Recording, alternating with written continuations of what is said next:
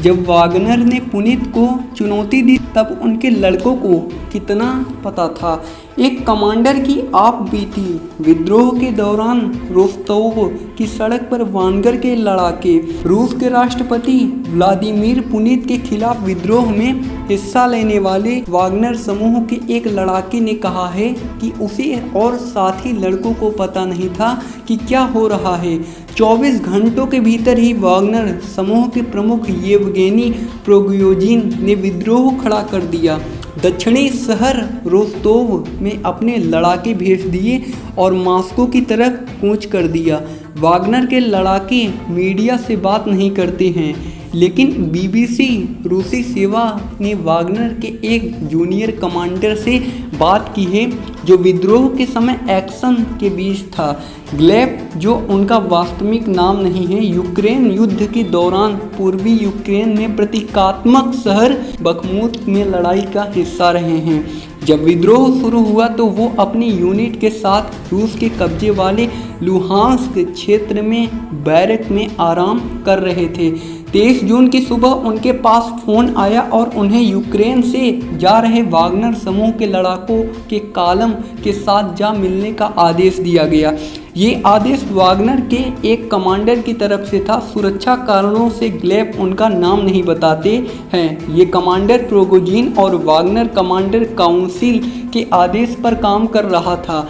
Gleb से कहा गया, ये एक पूर्ण तैनाती है, हम एक कॉलम बना रहे हैं, चलो बाहर निकालते हैं। ग्लेब के मुताबिक किसी को भी ये नहीं बताया गया था कि ये कॉलम कहाँ जा रहा था, लेकिन उन्हें देखकर हैरानी हुई कि वो युद्ध में मोर्चे के दूसरी तरफ जा रहे थे।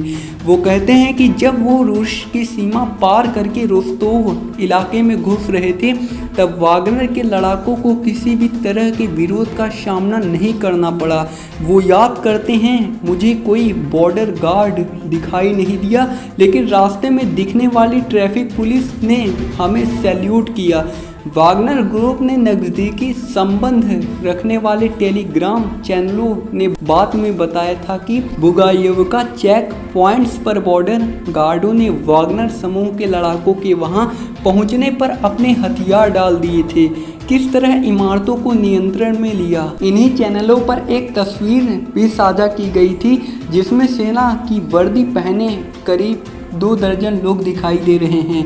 इनके हाथों में हथियार नहीं थे। जब सैनिकों का ये काफिला रोस्तोव ऑन डोन की तरफ बढ़ रहा था तब उन्हें शहर की सभी सरकारी एजेंसियों की इमारतों को घेरने और सैन्य हवाई अड्डे को नियंत्रण में लेने का आदेश दिया गया।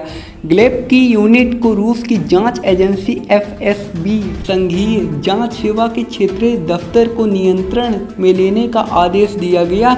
जब वो इमारत के पास पहुंचे तब ये पूरी शहर खाली थी और इस पर ताला लगा था। उन्होंने लोगों की मौजूदगी का पता लगाने के लिए ऊपर एक ड्रोन उड़ाकर देखा।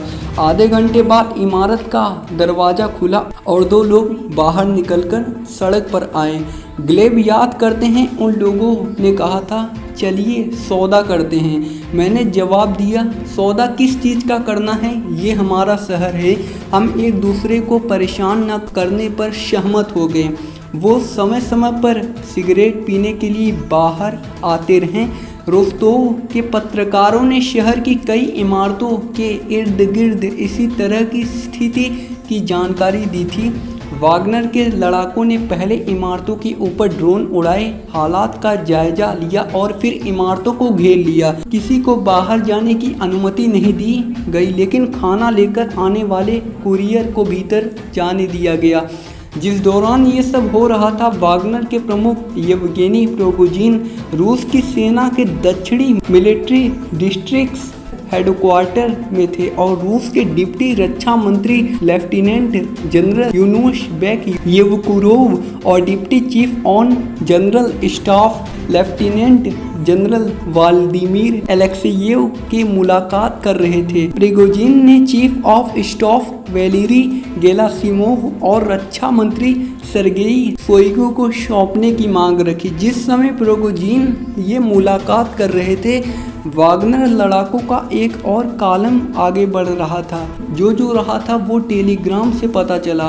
ग्लेब उन मीडिया रिपोर्ट्स की पुष्टि करते हैं जिनमें कहा गया था कि इस कॉलम का नेतृत्व वागनर के संस्थापक दिमित्री उत्किन कर रहे थे। दिमित्री रूस के स्पेशल फोर्सेज के साथ एक पूर्व अधिकारी और सार्वजनिक रूप से कम ही दिखाई देते हैं।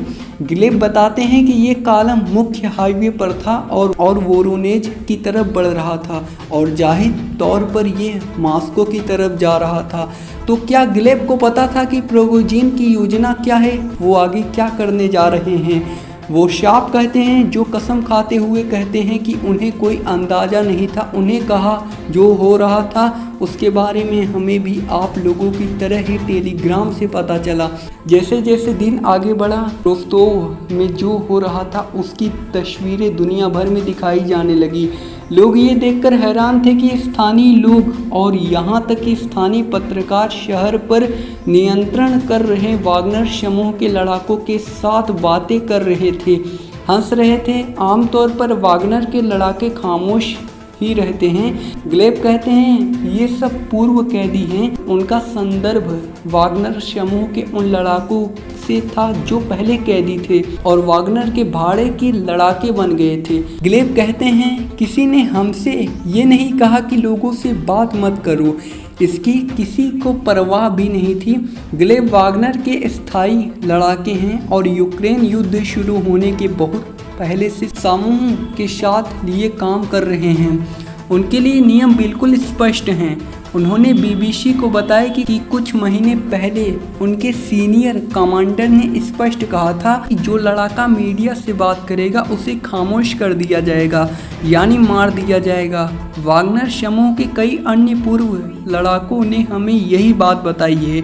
24 जून की शाम को ग्लेब को उनके एक वरिष्ठ ने फ़ोन किया और यूनिट के साथ लुहांस्क के सैन्य अड्डे पर लौटने का आदेश दिया।